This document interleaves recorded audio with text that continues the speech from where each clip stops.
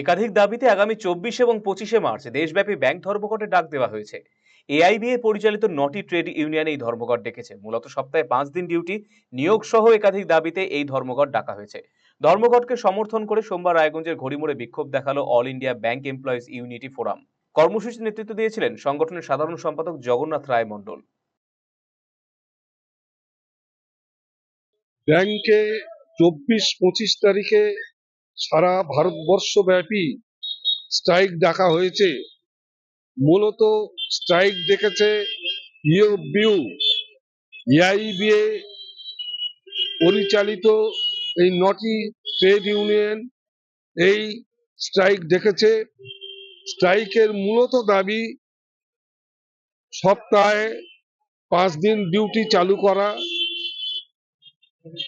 দাবি যে productivity linked incentive চালু করা যাবে না।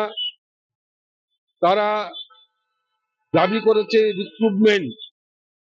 আমরা আমাদের সংগঠন থেকে মনে করি all India bank employees unity forum আমরা এই স্ট্রাইককে সমর্থন জানিয়ে আমরা বলেছি যে ব্যাংক বেসরকারীকরণের চক্রান্ত করছে এই গভর্নমেন্ট।